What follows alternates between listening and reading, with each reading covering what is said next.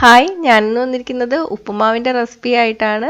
നമുക്ക് വേഗത്തിൽ ഉണ്ടാക്കിയെടുക്കാൻ പറ്റുന്ന ഒരു ഐറ്റം ആണല്ലേ ഉപ്പുമാവ്. പക്ഷെ ചിലർക്കെങ്കിലും ഉപ്പുമാവ് ഉണ്ടാക്കിയെടുക്കുമ്പോൾ കറക്റ്റായിട്ട് വരാറില്ല, പ്രത്യേകിച്ച് തുടക്കക്കാർക്ക്.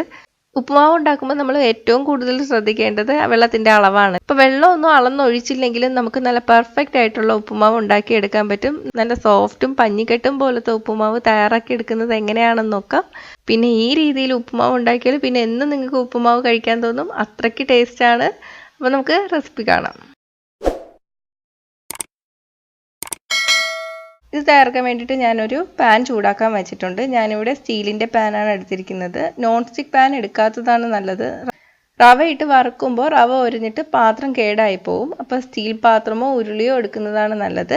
പാത്രം ചൂടായിട്ട് വരുമ്പോൾ 1 ടേബിൾ സ്പൂൺ വെളിച്ചെണ്ണയും 1 ടേബിൾ സ്പൂൺ നെയ്യും ചേർത്ത് കൊടുക്കാം.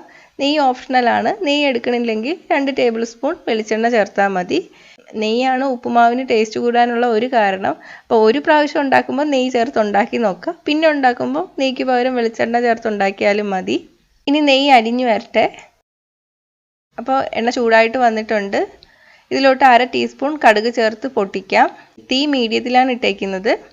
കടുക് പൊട്ടി വരുമ്പോൾ 1/2 ടീസ്പൂൺ ഉഴുന്നുപരിപ്പ്, 2 വറ്റൽമുളക്, 1 തണ്ട് കറിവേപ്പില, 1/2 ടേബിൾ സ്പൂൺ ഇഞ്ചി ചെറുതായിട്ട് അരിഞ്ഞതും കൂടി ചേർത്തിട്ട് വഴറ്റിയെടുക്കാം. 1 മിനിറ്റ് നന്നായിട്ടൊന്ന് വഴറ്റാം. 1 മിനിറ്റ് കഴിഞ്ഞിട്ടുണ്ട്. ഇതിലോട്ട് ഒരു മീഡിയം സൈസ് സവാള അരിഞ്ഞതും 1 പച്ചമുളക് അരിഞ്ഞതും കൂടി ചേർത്ത് കൊടുക്കാം. എരിവ് കൂടുതൽ വേണമെങ്കിൽ കൂടുതൽ പച്ചമുളക് ചേർക്കാം. സവാള അരിഞ്ഞെടുക്കുമ്പോൾ നല്ല നേർമയായിട്ട് തന്നെ അരിഞ്ഞെടുക്കുക. ആവശ്യത്തിന് ഉപ്പും കൂടി ചേർത്ത് കൊടുത്തിട്ട് നന്നായിട്ട് വഴറ്റിയെടുക്കാം. സവാള ബ്രൗൺ നിറമൊന്നും ആവണ്ട, ഒന്ന് വഴന്ന് കിട്ടിയാൽ മതി. ഇപ്പോൾ സവാള വഴന്ന് വന്നിട്ടുണ്ട്. സവാളയുടെ പച്ച മണമൊക്കെ മാറണം, പക്ഷെ ബ്രൗൺ നിറമായി വരണ്ട. ഇനി ഇതിലോട്ട് നമ്മൾ വെള്ളമല്ല ഒഴിച്ചു കൊടുക്കുന്നത്, റവ ചേർത്ത് കൊടുക്കുകയാണ്. 1/4 കപ്പ് റവ ചേർത്ത് കൊടുക്കാം. തീ സിമ്മിലോട്ടിടുക. ഇത് കവറിൽ വറുത്ത റവ എന്നാണ് എഴുതിയിരിക്കുന്നത്, എന്നാലും നമ്മൾ കുറച്ചും കൂടെ ഒന്ന് വറുത്തെടുക്കണം. 1 മിനിറ്റ് ചെറുതീയിലിട്ടിട്ട് ഒന്ന് വറുത്തെടുക്കാം. ആവശ്യത്തിന് ഉപ്പ് കൂടി ചേർത്ത് കൊടുക്കുക. ഉപ്പ് നമുക്ക് ഈ റവയിൽ ചേർക്കുക, അല്ലെങ്കിൽ നമ്മൾ ഇതിൽ ഒഴിക്കാൻ പോകുന്ന വെള്ളത്തിൽ ചേർത്താലും മതി. അപ്പോൾ അത് നിങ്ങളുടെ ഇഷ്ടത്തിനനുസരിച്ചിട്ട് ഒന്നുകിൽ റവയിൽ ചേർക്കുക, അല്ലെങ്കിൽ ഒഴിക്കുന്ന വെള്ളത്തിൽ ചേർക്കുക. ഞാൻ നേരത്തെ അപ്പുറത്തെ അടുപ്പിൽ കുറച്ച് വെള്ളം ചൂടാക്കാൻ വെച്ചിട്ടുണ്ടായിരുന്നു.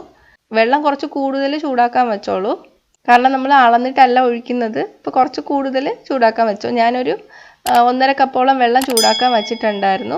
വെള്ളം നല്ല തിളച്ച് വരണം. നമ്മൾ ഇടിയപ്പത്തിനൊക്കെ കുഴയ്ക്കാൻ വേണ്ടിയിട്ട് എടുക്കില്ലേ, അതുപോലെ നല്ലവണ്ണം തിളപ്പിച്ചെടുക്കുക. ഇപ്പോൾ വെള്ളം തിളച്ച് വന്നിട്ടുണ്ട്. നമുക്കിതിലോട്ട് ഒഴിച്ചു കൊടുക്കാം. ഒഴിക്കുമ്പോൾ മൊത്തം ഒഴിക്കരുത്, കുറച്ച് കുറച്ചായിട്ട് ഒഴിച്ചു കൊടുക്കുക. ആദ്യം കുറച്ച് ഒഴിച്ചു കൊടുക്കുക, എന്നിട്ട് ഇളക്കിയെടുക്കാം. പിന്നെയും കുറച്ച് ഒഴിച്ചു കൊടുക്കുക. റവയുടെ തരി മാറുന്ന വരെ വെള്ളം ഇങ്ങനെ ഒഴിച്ചു കൊടുക്കുക. പച്ചവെള്ളം ഒരിക്കലും ഒഴിക്കരുത്, തിളച്ചുകൊണ്ടിരിക്കുന്ന വെള്ളമാണ് ഒഴിക്കുന്നത്.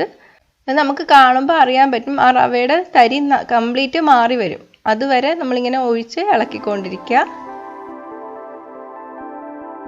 അപ്പോൾ ഇത് റെഡി ആയിട്ടുണ്ട്. നമുക്ക് 1/4 കപ്പ് തേങ്ങ കൂടി ചേർത്ത് കൊടുക്കാം. തേങ്ങ കൂടുതൽ ഇഷ്ടമുള്ളവർക്ക് കൂടുതൽ ചേർക്കാം കേട്ടോ. നന്നായിട്ട് ഇളക്കി കൊടുക്കുക.